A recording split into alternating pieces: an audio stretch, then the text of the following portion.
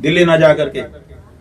अब चाहेंगे कि 10-11 मार्च को हम लखनऊ में संत महंत आचार्य इकट्ठे हों और इकट्ठे होकर के तब तक आपके द्वारा जो कुछ भी प्रदर्शित किया जाए उसके आधार पर आपको हिंदू हृदय सम्राट या फिर गैर हिंदू, अहिंदू, छद्म हिंदू, नकली हिंदू घोषित करें कि मैं हिंदू हूं।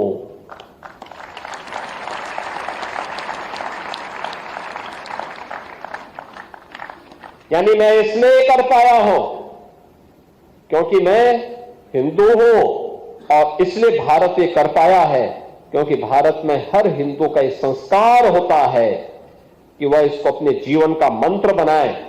यह राष्ट्र को ऊर्जा से भर देने वाला स्वामी विवेकानंद का एक उद्घोष या एक सिंगल नाद की तरह ही गर्जना थी।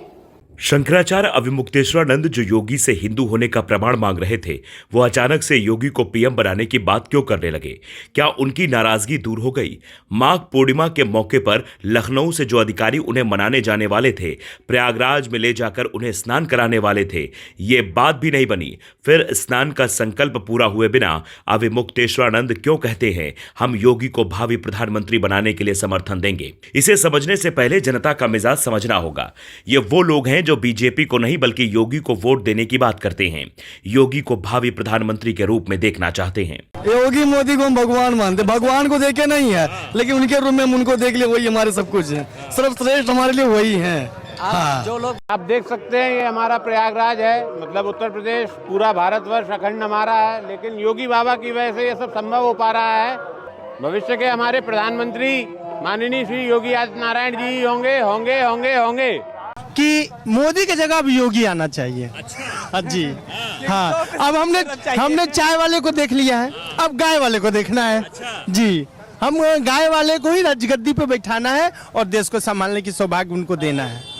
तो क्या योगी समर्थकों की तरह शंकराचार्य अविमुक्तेश्वरानंद भी ये बात दोहराने लगे? अगर आप ऐसा सोच रहे हैं तो बिल्कुल गलत है।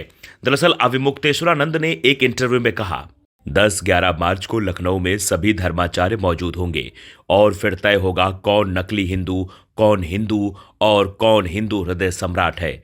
अगर योगी आदित्यनाथ जी गौमाता को राज्य माता घोषित कर देते हैं और गौ मांस के निर्यात पर रोक लगा देते हैं तो हम न केवल उनका अभिनंदन करेंगे बल्कि उन्हें भावी प्रधानमंत्री के रूप में भी प्रोजेक्ट करेंगे। यानी अविमुक्तेश्वरानंद ने योगी के सामने एक शर्त रखी है। इसके आगे भी वो कहते हैं कि अगर योगी जी ने ऐसा नहीं किया तो उन्हें निरस्त किया जाएगा। पर सवाल ये उठता है कि क्या लोकतांत्रिक तरीके से चुने हुए मुख्यमंत्री को हटाने का अधिकार शंकराचार्य के पास है? क्या अखिलेश यादव से जब उनकी फोन पर बात हुई और उससे पहले जब अखिलेश यादव से उनकी मुलाकात हुई तो क्या संत अविमुक्तेश्वरानंद ने सियासत की कोई खिचड़ी पकाई है?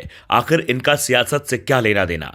ये बात तो अखिलेश यादव भी बेहतर तरीके से जानते हैं कि योगी आदित्यनाथ को हिंदू होने का प्रमाण देने की जरूरत नहीं है। उन पर तो विपक्ष भी शुरू से ही यही आरोप लगाता है कि ये हिंदुत्व और सनातन से कोई समझौता नहीं करते। आज बड़े बड़े नेता अपने तौर तरीके बदल चुके हैं। विधायक सांसद बनते ही उनके पास ब्रांडेड कपड़े, लग्जरी गाड़ियां और ऐशो आराम की चीजें आ जाती हैं। लेकिन योगी आदित्यनाथ आज भी गोरखपुर के उसी दर्जी से अपना कुर्ता सिलवाते हैं जहां सांसद होने के दौरान सिलवाते थे। वही कुछ जोड़ी भगवा कपड़े, एक घड़ी, एक रिलैक्सो की सैंडल और सामान्य जीवन जी रहे हैं। यूपी में हर त्योहार को उत्सव में बदलने का काम योगी आदित्यनाथ ने किया। अयोध्या से लेकर काशी तक का कायाकल्प योगी सरकार में हुआ, तो फिर हिंदू होने का प्रमाण मांगने का क्या मतलब है? यह बड़ा सवाल है।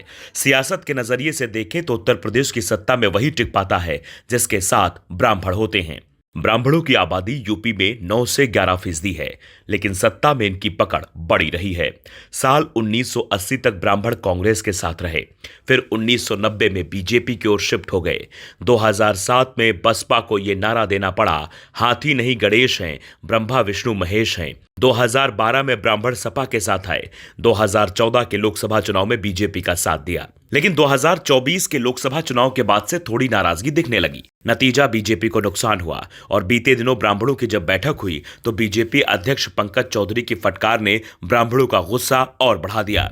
फिर प्रयागराज में शंकराचार्य के साथ हुई घटना और बटुक शिष्यों की चोटी पकड़कर पीटे जाने का वीडियो वायरल होना मुसीबत बनने लगा। उसी बीच यूजीसी बिल भी आया जिस पर फिलहाल सुप्रीम कोर्ट ने रोक लगाई है। तो सियासत के नजरिए से सारी कहानियां ब्राह्मणों की नाराजगी को दिखाती हैं और अब अविमुक्तेश्वरानंद की ये बातें क्या मुश्किलें पैदा करने वाली हैं या योगी इसका भी कोई तोड़ निकालने वाले हैं, ये देखना दिलचस्प होगा। Bureau report, global Bharat TV.